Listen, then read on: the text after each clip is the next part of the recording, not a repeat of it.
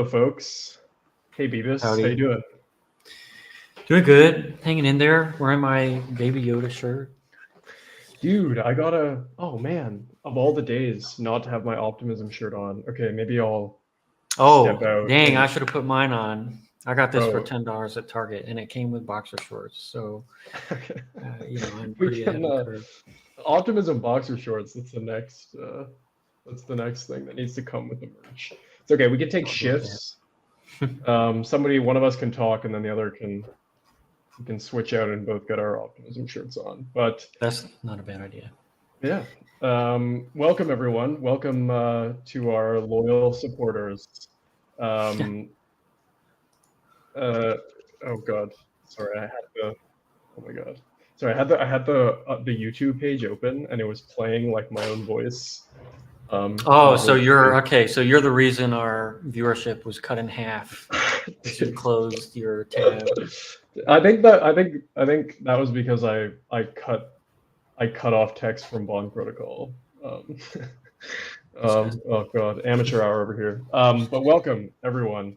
I'm really excited today to talk about Bedrock. I've been doing as much as a deep dive as I can on the upgrade, me not being a technical person. Hmm. But I'm glad that our supporters are watching, and I'm glad to be talking about it today.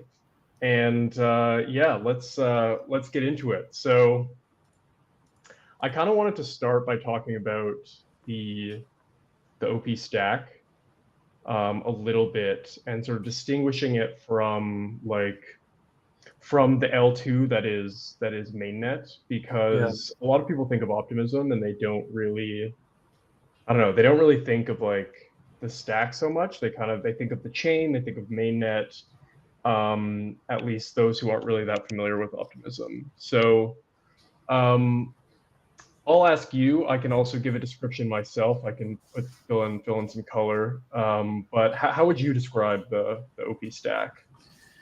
Yeah, so I mean, I guess like the way we should be thinking about optimism is not necessarily as a chain.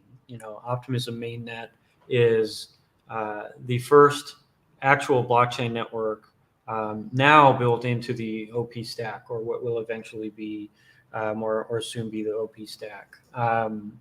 Really, what Optimism is as a firm or a company is. A layer 2 infrastructure provider. And where we see a lot of people's dependence L2 wise is like, okay, we need as many transactions as possible. We need this, that, the other. We need everything we can possibly get, because they think of these blockchain networks like Ethereum.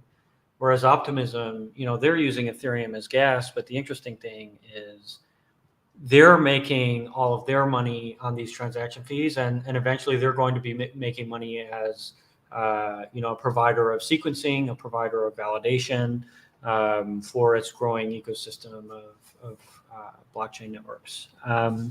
So yeah, when we say optimism, at least in the context of Bedrock, it goes far beyond Optimism, the blockchain network. If that sounds like a good explainer.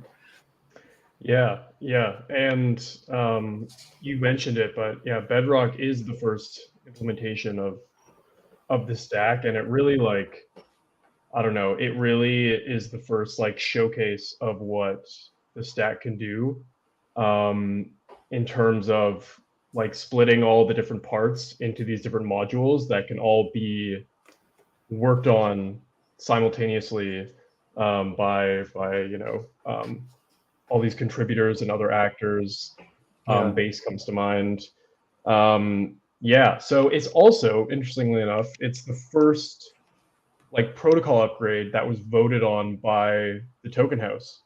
So I don't know, I think this is the 5th season of the Token House, but this is actually I don't know, it's a cool milestone for Optimism, because they went through the community to make the implementation, and they were like, okay, we think the code is ready, and everybody voted on it, and then that's why it's been implemented, because it passed. So previously, they've got the foundation and they're kind of just making decisions, but it's like a cool next step towards like their ultimate goal of decentralization. Um, yeah, Yeah. I thought that was a cool point. Yeah, I mean, I feel like it's definitely a testament to the coordination powers of blockchain and governance. And, um, even just in terms of how does optimism exist as like a digital asset, like the OP token, or how does optimism exist as a truly decentralized environment as it pertains to regulation? And the way to push down that avenue further and further and further is by having like real governance with real power and demonstrating that. Because really, I've talked about this on the Block Bytes show a little bit, but when you think about, I am a token that can, for example, or a protocol that can, for example, exist within the regulatory framework that has been kind of well established around Bitcoin being, I'm a digital asset, I'm a decentralized protocol. The way you do that is through action and through demonstration. And you need to show, we are making critical decisions through the power of decentralized governance. And our blockchain, our network, our ecosystem is being driven via decentralized governance. And that, like, fundamentally, from any perspective, improves the security and sovereignty of the network. So I think that's like a really, really super exciting part of everything. Everybody like hates governance and overlooks governance. But once you start working in the industry, you realize, the whole point of crypto is governance. Like the only thing that makes crypto valuable is its ability to perform this decentralized coordination. At least for now, until new regulatory frameworks pop up. Basically, it's like it's governance or go home. Anything else doesn't really have longevity, can't really be maintained, can't really be built on, can't really be a public good. And you see that like with the library token and the legislative action going on there. Really, what the SEC is doing right now against everything, it's like, if you want to be a digital currency, you need to be a coordination mechanism for public good before you are a token or a mode of trade or transfer. So yeah, it's super exciting, I guess, is a long way to say that, but I'm very bullish for optimism here. Yeah, and in their case, yeah, I was gonna say like, yeah, it's the most like powerful like display of decentralization is governance, especially for people who don't like, I don't know, who like, I think that's a really good entry point for someone who doesn't know about crypto is like, okay, imagine this just like system and this like economy where you can contribute and like get, you know, contribute and vote on how it functions like Yeah. directly. I don't know, that's like a pretty easy thing to understand. And I don't know, that's, I think a lot of people, if they could like see that in action, it would be a really, really influential for a lot of like normies. So not only for, regulators and things like that, but just like people who want to have more democratic systems that they can participate in. Yeah. I mean, I think like what I've seen at least is governance is a little bit impenetrable to a normal person because like imagine never being in crypto and now you're somehow a key decision maker in a system that's so complex and requires so much technical knowledge to understand. You either need to be perfectly at that bottom level of the Dunning-Kruger curve where you're like, I'm the ultimate crypto genius, or you need to like be like working in the industry, or you need to just be like a chaos agent.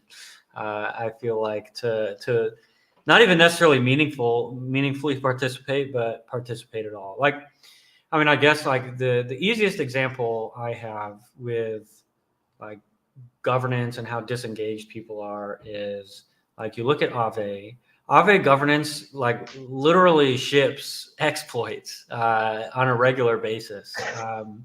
They don't react to anything that goes on. We see the same thing in Compound. We see the same thing across the board.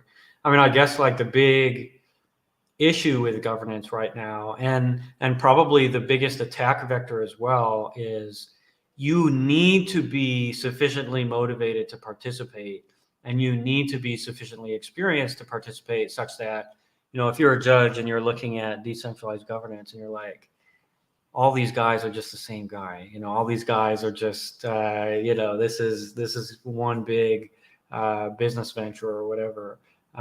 We see that a lot. I guess the path forward is really like, can we get people like in an iPhone app to become interested and actually vote on stuff? Like as if it's like an update to their favorite game. Like, hey, vote on whether we buff or nerf this thingy. Which maybe it'll get to that point, but even then, you're still, going to get very minor participation. So who knows? Yeah, I mean, yeah. that's like a huge, huge risk vector for the entire industry, is the same guyism that goes on in governance. Yeah, that's a good point. I don't know. I'm kind of thinking like, way down the road. Yeah. Yeah, I mean, yeah, no, that's a good point. That's a good point. And I don't know. I think it could be some door into crypto, or like it's kind of like a friendly face that Yeah. isn't revolved around like meme coins or just like, Yeah.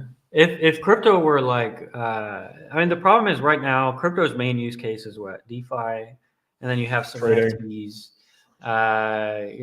Like, is that enough to get the masses interested? Like, you look at, Robinhood, 1.5 million daily active users toward their peak, which is dope.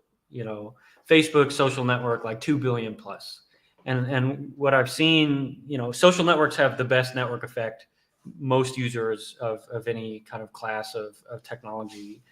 And what I've seen is people have been trying to turn governance and turn pretty much every aspect of the blockchain into just a social network. It's like, right now, blockchain of any tech industry that's designed for everyday people, like really, really like small market. But social has an absolutely big market. So maybe we can just like, Hail Mary pass up those rungs and kind of integrate it into people's daily lives. But maybe we need just like infinite scrolling TikTok governance proposals. Yeah, we need the attention algorithms for looking at governance proposals. Yeah. But back to Bedrock. Sorry. Yeah, back to Bedrock. Yeah, no, Yeah. it's good. It's good primer. It's good primer. Okay, so Bedrock, vary from 30,000 feet brings. It involves three core. There's three core pieces to the upgrade. Yeah. The first one is reducing the amount of code, so simplifying the code and reusing as much as possible from the Ethereum code base. Mm-hmm. The second one is being as equivalent to Ethereum as possible. So I mean, 1 and 2 are kind of similar, but Yeah. similar abstractions and minimal difference from the protocol level equivalence in Ethereum. Yeah. And the third one is modularity, which we kind of touched on, but breaking up the pieces that make up the Optimism network into these modules that can all be upgraded individually and worked on individually and sort of slotted in and out without affecting the rest of the stack. So is there anything there that you want to start with, or is there anything specific that you're very interested in terms of what Bedrock brings, or what specific upgrades you're excited about? I mean, the thing that applies most to me is the Ethereum equivalence. Before Bedrock, Optimism timestamps weren't reliable. So you couldn't build time-weighted oracles. You couldn't have time-dependent protocols. I mean, you can. There's just a chance that the timestamp will be out of sync, and Bedrock fixes that, which has like really strong implications because that was a blocker for a lot of potential builders on Optimism. Like if you go to Uniswap's Oracle page, their documentation for building oracles, it has a big, section on the bottom that says, hey, if you're building on Optimism, then, keep in mind you shouldn't be. And now that's going to disappear. That's going to unlock a lot of new potential market growth, which is exciting. And Yeah. we were waiting to build a lot of things on Optimism until that was resolved. So Yeah. massive achievement. Yeah, I was listening to Carl Florsch talk about Bedrock today, and he was really like hammering this point home, and he calls it the philosophy of minimal diff, which is like the minimum amount of differences that you can make to like the core Geth logic. Yeah. So that, and like all the benefits that come from that, like something like Yeah. a time-weighted oracle, like you said, but more generally, like the accessibility of building on Optimism, and Yeah. as they look forward, the accessibility of building on any OP chain. Because like the whole point of this is to have some standard Yeah. for builders. It's like, okay, we have a modular standardized system that you can just plug into, and if you're familiar with Ethereum, it's going to be really, really easy for you, which is like, it literally is now easy for you today, and it wasn't like 2 days ago, Yeah. which is really cool. And like, yeah, so that like philosophy of like, what was the, okay, wait, I have this written down. Oh yeah, in terms of the core changes to the logic of Geth, there are less than 1,000 lines of code that were slightly changed. Which, I'm not a coder, but apparently that's very minimal code. It's not very much. And so yeah, just like promoting this like scalability through accessibility through all this like community of coders. It's like, oh, okay, we can just like plug into Optimism now like really easily, or we can build our own chain. And all the other chains are going to have the same standard underlying. Yeah. Yeah, it is quite awesome. And I mean, I guess overall, like they've made the client lighter, they've reduced technical debt, they've improved performance. So, I think you look at Optimism versus Arbitrum, even though the differences were relatively minor, if you ask the average user who's been on both, which is more performant, they would almost always say Arbitrum. And a lot of these things aren't necessarily because of execution speed or anything like that. A lot of it's because of like little peripheral things that are related to EVM equivalents. Like, okay, my MetaMask isn't working for some reason. My transaction got rejected for some reason. This is going to happen a lot less, which is quite cool. So, I think, when you try to think about how Optimism is going to make more of a mark in the L2 space, and the L2 space, I think, like we're literally just getting started. Like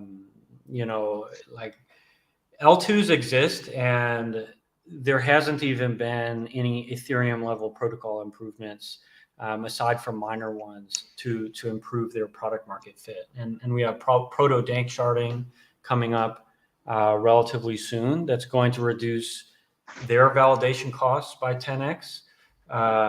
And there are a lot of catalysts kind of left in the wings, and Optimism, kind of by turning itself into an infrastructure provider and an ecosystem, gives itself the ability to remain relevant indefinitely through all of these future upgrades, through all of these upgrade paths, et cetera. So it'll be nice to see how they can build cohesion. Because if you've got Base coming out, let's say A16Z uses Magi or whatever framework they're building, to deploy a chain, even though that's a client, so not really that related. But you have all these vested interests looking to deploy networks and capitalize networks and take advantage of the Optimism network effect. And their mission needs to be, how can we take all these catalysts? How can we take all these capital bases and defragmentize them? How can we make sure bridges are seamless? How can we make sure price feeds and cross communication is seamless?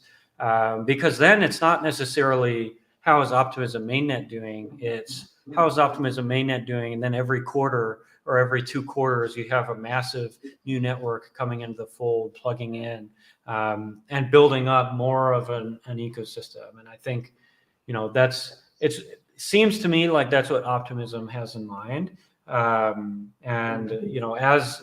would personally be interested in building an L2. It's just right now, like, what are the blockers if you're like a small guy like me? It's okay, you can't access Chainlink price feeds. Sure, we could probably pull off some bridge integrations, but it might not necessarily be whatever standard they're working with. How can we just turn it into one big mass?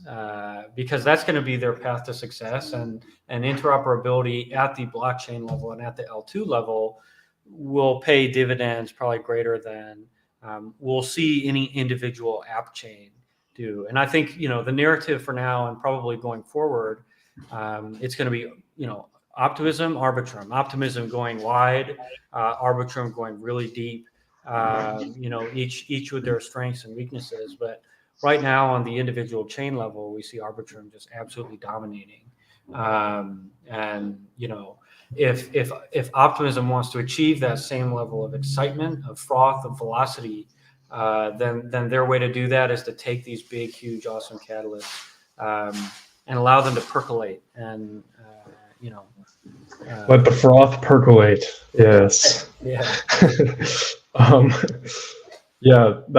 That was almost a good segment into clients, which I want to talk about a little bit. But I did want to just give like the 2 highlights, or the 2 main highlights for users in, from my perspective as a user who is just, clicking some buttons and, buying shitcoins or whatever.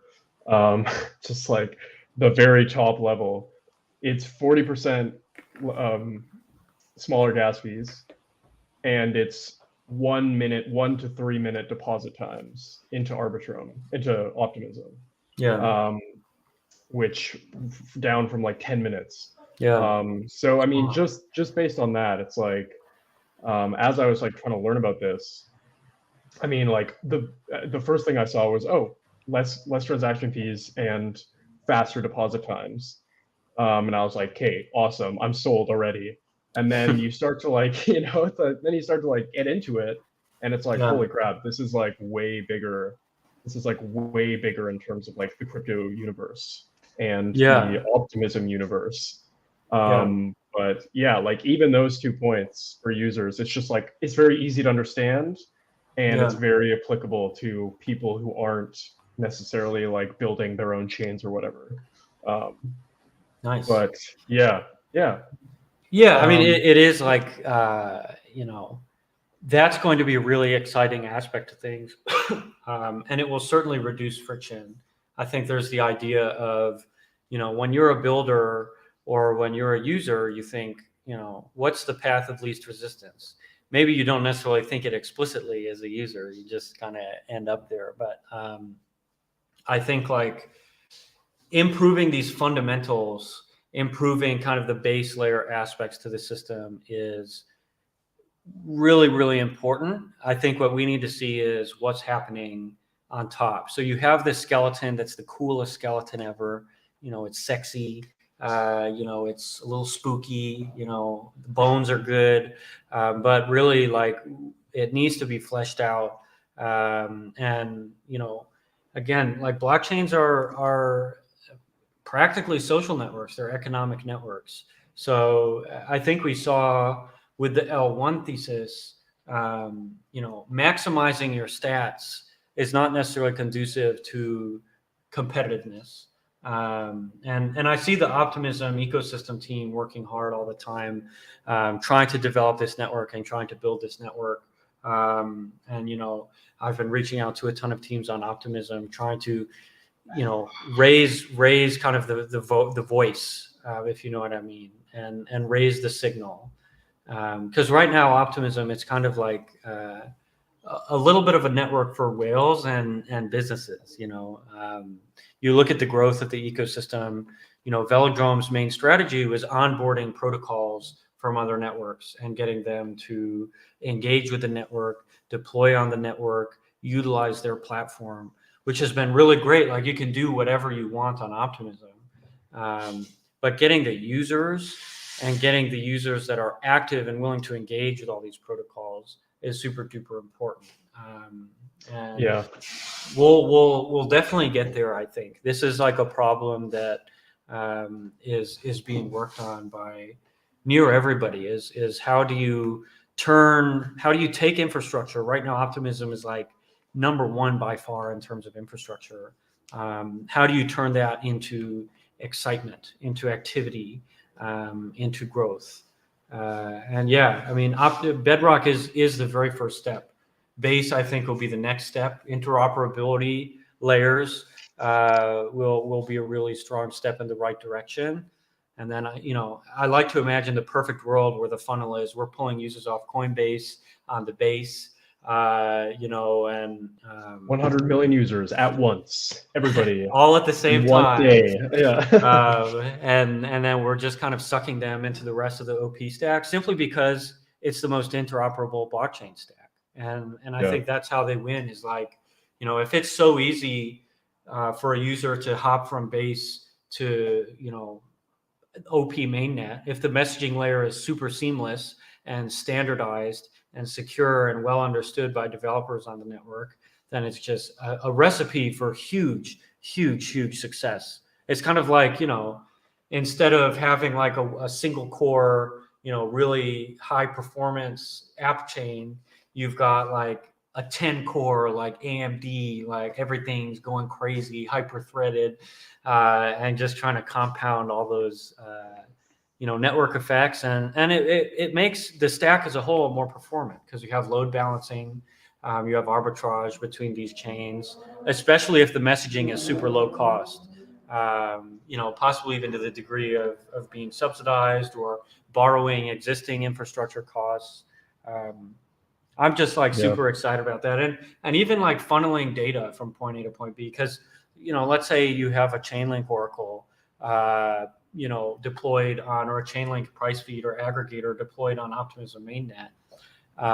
If the messaging layer is really good, you can surface that data constantly on all the other chains just by having a Chainlink node constantly pulling messages in from the core aggregator. And at that point, it's like, wow, if this is a plug and play option available to chains deploying, then now you've solved liquidity fragmentation, you've solved user fragmentation, you've solved a lot of performance and scalability related issues, because now you have a massively scalable system of cores. And at that point, it's like all they need to do is focus on making it easier to use the OP stack and keep polishing their fraud-proof logic and their sequencing logic, and just being the absolute best. I'm kind of interested, like, to see if Arbitrum sees Bedrock and they're like, holy shit, Optimism just went a little hard. What are they doing at this point? Actually, that's what I was thinking. I'm not obviously I'm not really plugged into Arbitrum, and like their foundation and what they have planned. But that's exactly what I was thinking. I was like, are like other, is Arbitrum looking at this and going, shit, guys, like we need to get our shit together, and like we need to come out with something cool, or else they're gonna be just porting our users over. Or builders, because I mean, like, I don't know. I'm in the camp that users just follow builders. I mean, if builders are building cool stuff, users are just gonna go there. And if you've got this standardized system where message passing is just like completely seamless, then builders are going to want to build on it, and that means users will go follow them. Yeah. So yeah, no, I was thinking about Arbitrum as well today. Yeah. I mean, I wonder if I think they're that's how Arbitrum really got huge is, yeah first you they had somehow yeah GMX, which created an environment for hyper growth. They were knighted the champion DApp of the network, and it made a lot of people on the network rich. It gave them a lot of disposable income and gave them a lot of firepower to invest in other stuff. And now, okay, here are all these protocols building on Arbitrum. They have an investor base totally ready to go. Boom, boom, boom, boom, boom. And now, oh, they're all successful. And now all of their users have created like a new class, a new ecosystem of investors. And now projects know they go on Arbitrum, they whip out a token, it's going to be like a feeding frenzy, and yeah for better or worse, like, there are some downsides to that, but really when you're a builder, it's like you have two options. Option number one is address the now.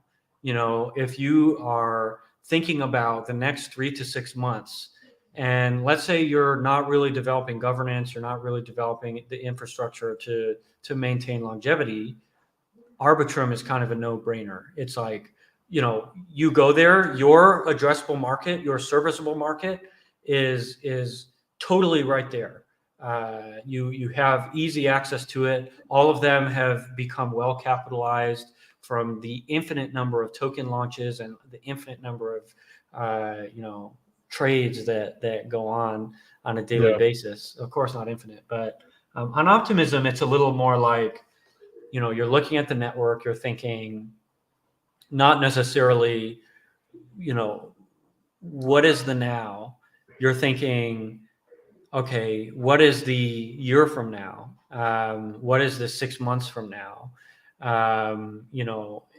Optimism is kind of like, super well positioned. They are ready to capitalize on probably all the big catalysts coming up in crypto overall.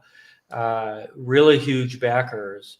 But yeah, I think what they need to find out how to do is bridge from the now to the future, because right now they've got the tech stack, they've got the infrastructure.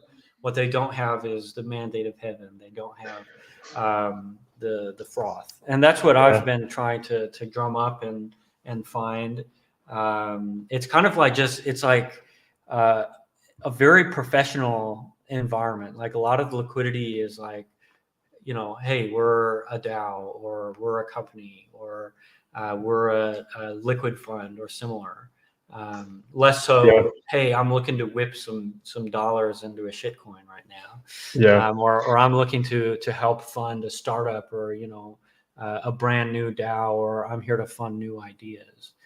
yeah That's and something to me that, yeah, to me I don't know, that's like more they're definitely thinking like really long term. And to me, that's more, or it's become, as I've like ingrained myself more in the industry, it's become more exciting to me. It's like, okay, how can we actually move things forward? Not in the avenue of moving prices up and down and moving liquid and just sloshing liquidity around, but how can we like improve the actual infrastructure that's going to be able to support, a bunch of people using it, and how can we like abstract the complexity away to be able to make it easy for them to use it. But I don't know, yeah, it's like more interesting to me what Optimism is doing, because like every time you hear someone from OP Labs talk, they're like, I don't know, they have crazy grand visions. And it seems like, I mean, Bedrock is just like a massive step towards what they see yeah, happening in terms of like, okay, we're going to have like this massive network of like, you know, millions of chains, no, but like, tons of different ecosystems that are all just like connected. And it's like, we've got this big governance system, we've got retro PGF, like just funding amazing innovations, and they're all in the same standard. And it's like these really grand visions. And I yeah. really appreciate that like go get them attitude. And I don't know, they're just like pointed in a direction that I want to go in also, or I Yeah. want to see the industry go in. um Yeah. I yeah definitely think like easily probably longest time horizon, minus Ethereum mainnet, of any company, as far as like, you know, a true actionable path, and a history of success, or enough of a history of success, to at least make a safe assumption that the path is relatively well defined. And I think any path is going to have twists and turns. And I guess, like, I mean, really, like when you talk about adoption in the now, I think, you know, you look at the two strategies, you look at the optimism strategy, which is like, you know, we're going to be infrastructure for the future. You know, we're going to be like around forever. We're going to be defining the future of layer twos and blockchain overall. And you know, a lot of the stuff they're doing reflects that. It's like, okay, they've got the longest time horizon investor base. You know, they've got the Paradigm, the A16Z, the Wintermute, the Framework, all those guys. Whereas Arbitrum is kind of like, they've got a lot of investors that are actual DeFi users. They've got a lot of investors that are like big names in the industry. They've got, you know, it seems like their marketing strategy is, let's make as many people rich as possible.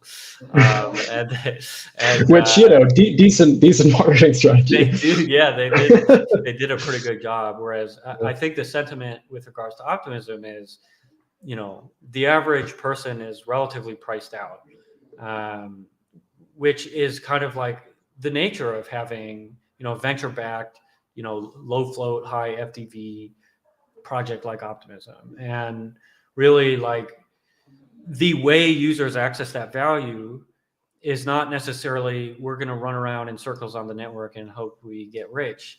It's more like, you know, you need to approach in good faith the ecosystem, being the delegates, and you know, move on from there. And I think, like, yeah, I think it's going pretty well. I mean, I've been trying to nurse a few projects through the governance pipeline. Well, not my projects, but I've been like reviewing proposals and things like that. You know, trying to identify needs of the network and connect dots that way. And really, you know, all of this is so experimental, and you know, I'm in the moment. I can make assumptions about what's going to happen a year from now. I can make assumptions about all of this stuff, but really, like, all we can do is observe. And I'm not betting on any strategy being superior to the other. I think they both have their strengths and they both have their weaknesses. It's really like, in the long term, what will the market select? And honestly, retro PGF is dope enough, and it provides an access point to builders that don't have an access point. It's kind of like a meritocracy to a certain point. Whereas on Arbitrum, it's like, okay, if you have even some modicum of audience, or you have like, you know, some capital base, you can go over there and generally expound or compound your successes. Whereas on Optimism, it's like, if you're a smart person, you know, you can come in and do your thing and submit a proposal and hope for the best. It's kind of like the government. Optimism is kind of like the government. Yeah. With way better intentions. Yeah. And actionable. Yeah. Okay. Let's talk a little bit about some Bedrock specifics. So we kind of gave a bit of an intro at the beginning, but I want to talk about something that seems really like a really big deal. And if I was, you know, if I was at OP Labs, I would be probably screaming about this, I'm assuming. But that is multi-client implementation. So I'm going to try and break this down as best I can, and maybe you can correct me or fill in the blanks a bit. But you were talking about A16Z launching Magi, or working on Magi. And so Bedrock is the first separation of the execution client and the rollup node. And this is, it's synonymous with how Ethereum separates the execution client and the consensus clients. So obviously, Optimism doesn't work through proof of stake. They have this thing called roll-up nodes, which are basically the consensus client equivalents. And so this is like, it's called client diversity when you have like multiple different clients that are doing different things. And it's a really big deal because if you're running on one client and that client fails, your network is really screwed. So like Ethereum has like a bunch of different, they have like several different consensus clients, they have several different execution clients. And if one of them fails, the network can be okay because like the network is like, the state of the network is being recorded on all these different these clients, right? So so Bedrock now it's a multi-client implementation. There's 2 clients that are updating the state of Optimism. Yeah, I think there's definitely nuances there, but that's the general idea. Yeah, and massive. Yeah, huge. And it I was listening to someone from labs talk about this, trying to summarize their points, but it leads to, it's like the first major step towards making the superchain a real reality, because they can then, from multi-client implementation, they can get to multi-proof implementation, which provides like the necessary decentralization and the security that's needed in terms of securing the network in several different places and not having it all rest on this one like key place. Okay, go on. Yeah. No, I mean, like, I think you can't really understate how absolutely massive this is. I guess my example is on May 11th, Ethereum client went down for over 30 minutes. I think maybe close to an hour.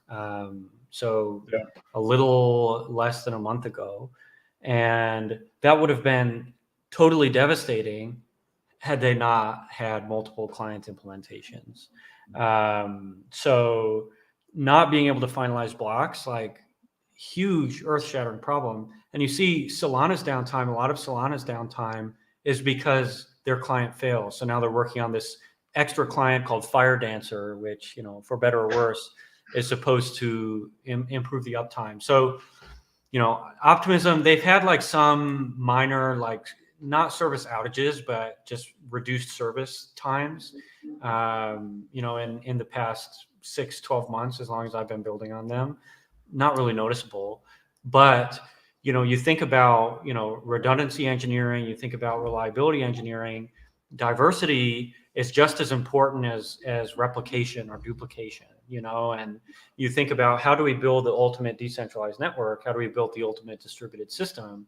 The difference between 99.9% uptime and 99.999% uptime, when you are a manager of finance, when you are someone who's managing your lifestyle on the network, essentially you can think of it like, an order of magnitude improvement to the paradigm. Because when you are an ecosystem that, like, your product market fit is contingent on your ability to remain secure, your ability to maintain uptime, and your ability to perpetuate itself, when that's the number one reason for your existence, anything other than perfection doesn't work.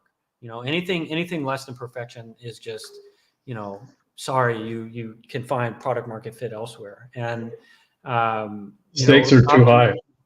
Exactly. And Optimism has taken steps in the right direction. So now you think, like, everybody whose risk profile, everybody on Ethereum is looking at L2s. They're like, okay, L2s are dope, but what about this point of centralization? What about this problem? What about that problem? And if you're an underwriter or a risk manager or what have you, you look at this and you're like, I'm not going to put my money there until XYZ requirements are met, until I can properly underwrite the risks, until I can know for certain that in these very distinguishable events, the network will be okay and my funds will be accessible. And that's like a really, really important thing. And availability of data, availability of and all the finances on the chain is just data. But availability of data is the whole reason for blockchains existence under any circumstances.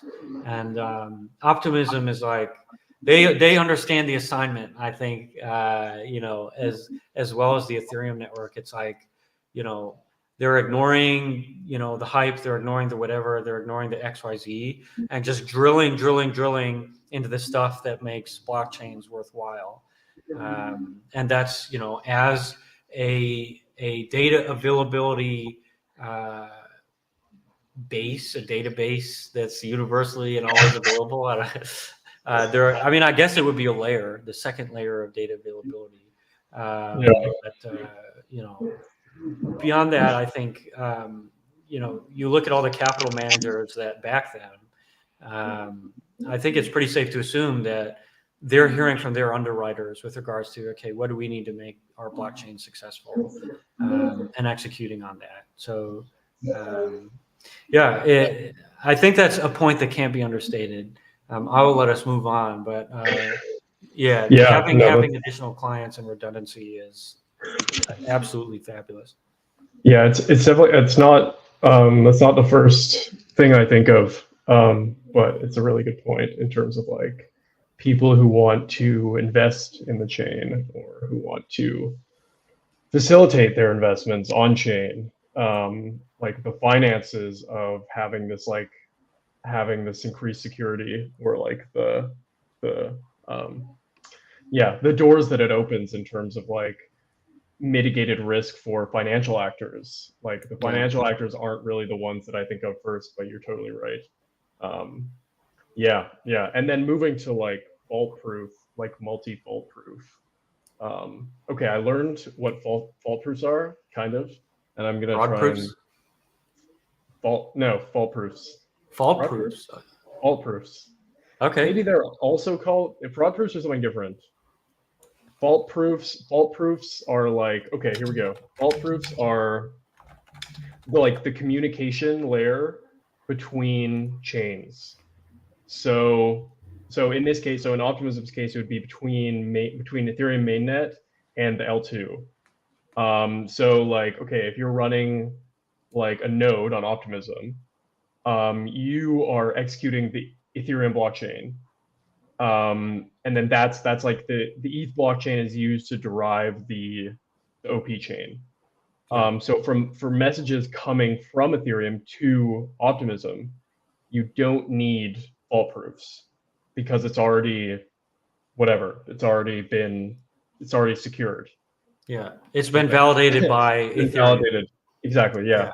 But for messages coming from the L2 chain, you need a fault proof to validate that. And so when you want to communicate from the L2, you need the system which allows secure messages to go like from the L2 to the L1. Yeah, there's basically that period of time where a node operator or similar can say, actually, this proof that was submitted isn't actually representative of state on the Optimism network or the history of transactions on the Optimism network. They might be that is fraud proofs, but maybe they're changing the name to fault proofs. Oh, okay. All right, nice. Yeah, maybe it's the same thing. Yeah, right. It's like Optimism is in the context of engineering, not to say the network is low trust, but in the context of Ethereum mainnet versus Optimism L2, it's high trust network. So sending high trust validated transactions from low trust network, sending, okay, we ran these through nodes and OVM and executed them. We need them to be verified by the high trust network, so that we can maintain state and so that we can ensure that nothing funky is going on. But and in terms of like establishing a super chain, obviously you need to pass messages from all these different OP chains, which you need these proofs for. And like multi-client gets you to multi-proof, which is like critical for like the decentralization and security of like this big network of chains. Anyways, I kind of the idea of fault proofs. I've just like heard that word fraud proofs, fault proofs. I always just like hear that thrown around. I'm like, I wonder what that is. But yeah, I like kind of got a handle on it today. And I was like, Yeah, it's called the network is called optimistic. So they're optimistic rollups because when something is optimistic, you execute it with the assumption that the execution is going to happen correctly, and so that's why they're so performant, because they're churning through all these transactions in what's essentially a much more centralized system.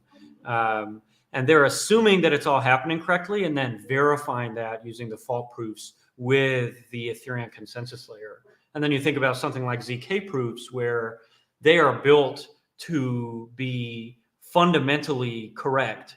And they use validity proofs because you can verify it in the same way you do a blockchain network, where it's like, okay, does this root or does this cryptographic element match what it should? And a node can confirm that pretty easily just by looking at the history of transactions or the history of transaction hashes, or the Merkle tree, or the Verkle tree, or the Patricia tree, or whatever Merkle tree implementation they're working with.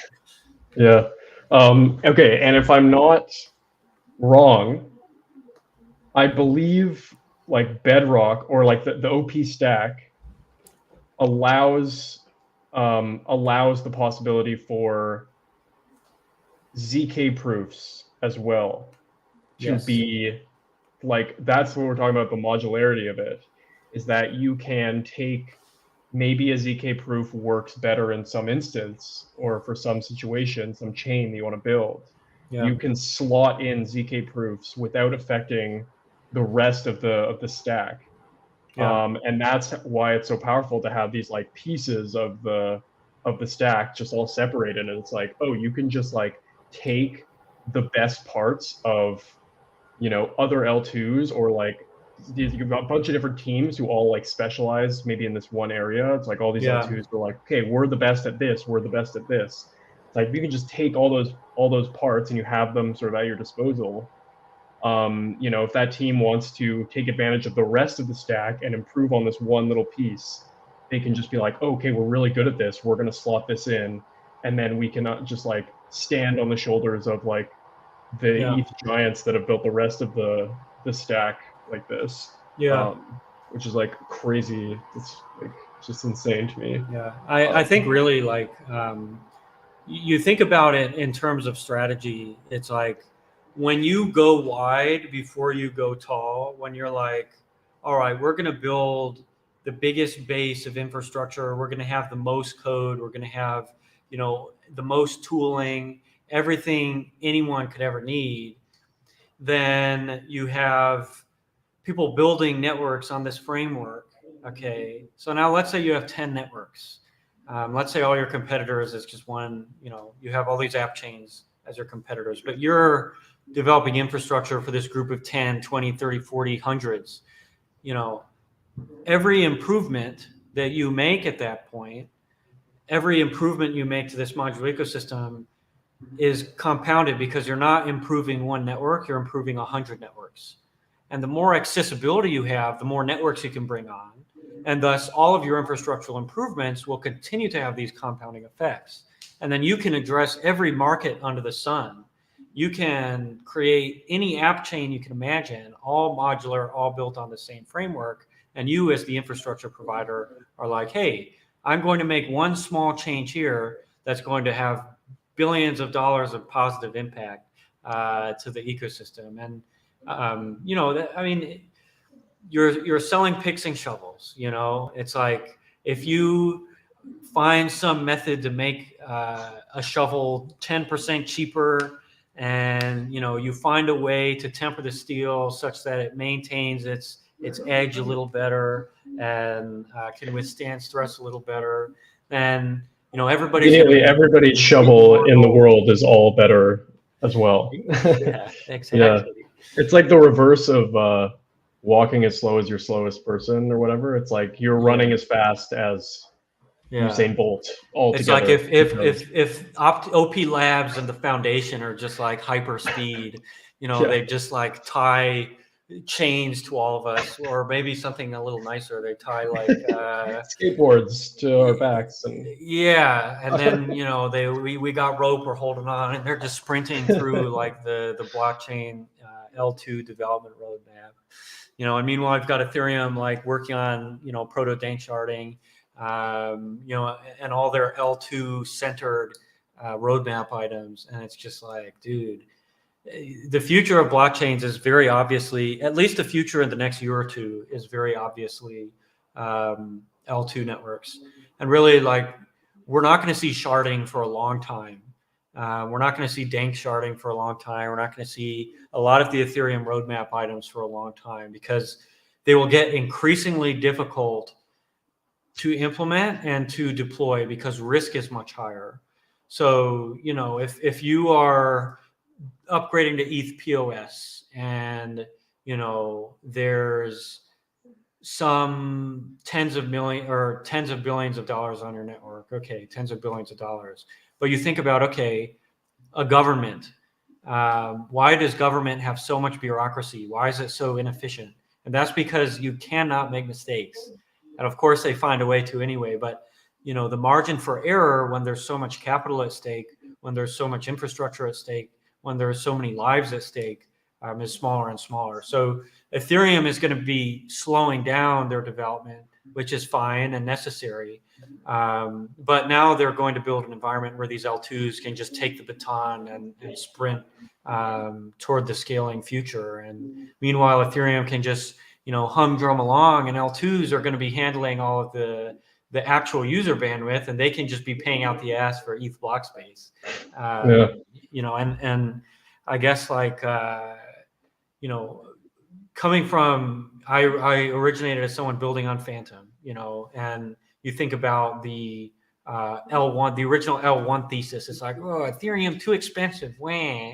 It's basically like the whole multi-chain thesis. But now you can transact on Ethereum, and of course, we're not totally decentralized yet, but now you can transact on Ethereum with better performance, improvements to these execution layers, improvements to these clients, huge teams, huge capital backers, all kind of pushing things forward with the support of Ethereum. It's really like, bruh, like Ethereum's only going to become more and more expensive. Like eventually, gas is going to be astronomical. It's going to be straight up out of this world. And that's just the nature of creating a network. Like right now, how many people are transacting on chain? Like probably like a few 100,000 a day. Like, you ready? I bet it's over 1 million, but Ethereum daily users, and how many of them are like the same 5 guys? So I think it's slightly less than 1 million. 450K right now. Oh my god. So 450K. Facebook, like I said, daily active users 2 billion. All right. If Ethereum is going to underpin the global economy, and Ethereum is going to underpin all of finance and going to be the ultimate, pseudo physical decentralized ledger for money, then you bet your bottom dollar that it's going to be fucking expensive. And L2s and the Ethereum roadmap as they pertain to L2s are designed completely around maintaining accessibility. And we think about these giant DeFi protocols, these there's the fat protocol thesis, like, oh, we're just going to have the biggest protocol ever, and everything else is going to subsist on it like a nursing baby. And really, like, you think about what is the terminal point in the Ethereum roadmap we're in, it doesn't matter how fat your protocol is, because nobody's going to be able to use it. That is don't fade the L2 narrative, folks. Don't fade L2s. I mean, it's not even. It's like it's not a narrative anymore. At this point, it's like, hey, here's the development roadmap of Ethereum. The development roadmap of Ethereum says, oh, dude, you know what? Like, actually, this shit's going to take a while, and gas is going to be crazy expensive. So maybe you guys should go to L2s. That's literally the ETH roadmap, and that's the ultimate law of blockchain development. It's like, okay, Ethereum's doing this, great. your alternative is you freaking have to work on Aptos or something, and that's like, bruh, no, thank you. Yeah, yeah, yeah. I kind of have like a this is kind of like an adjacent point, and we just hit the hour mark, so we can wrap it up here.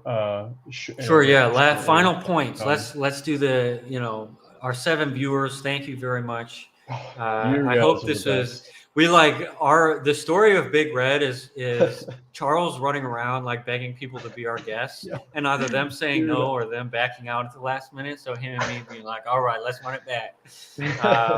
Guys, I really tried. I really tried to get someone from OP Labs on. I mean, this is like definitely the wrong week because they're all just insanely busy.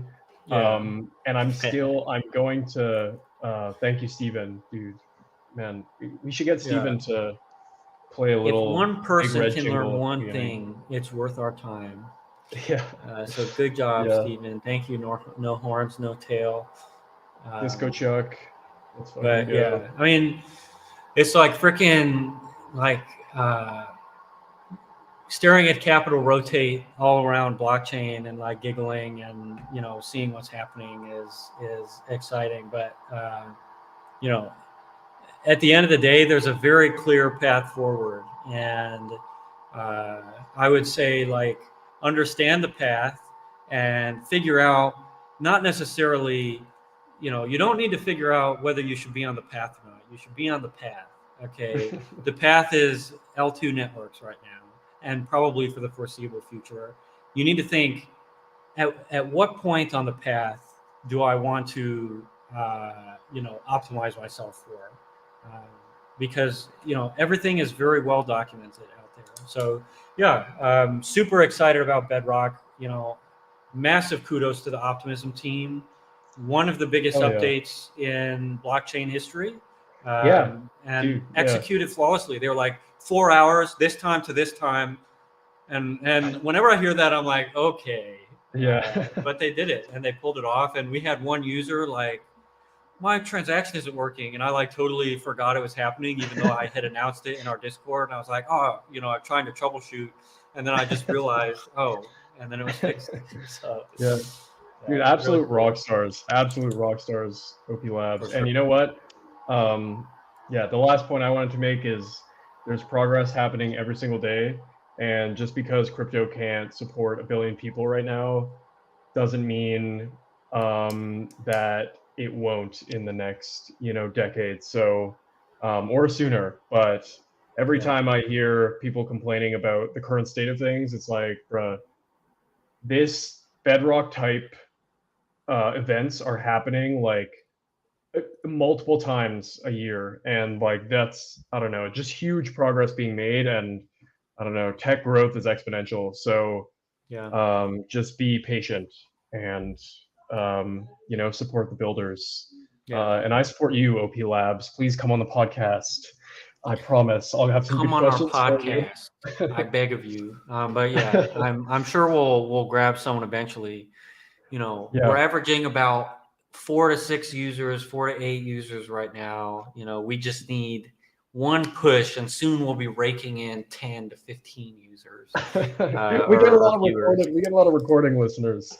That's true. That's true. Like it usually ramps up. But awesome. we'll keep grinding, and thanks for not leaving me alone, Beavis. Thank you, listeners. Appreciate it. Thanks, everybody. Take care, guys. Bye. Peace out.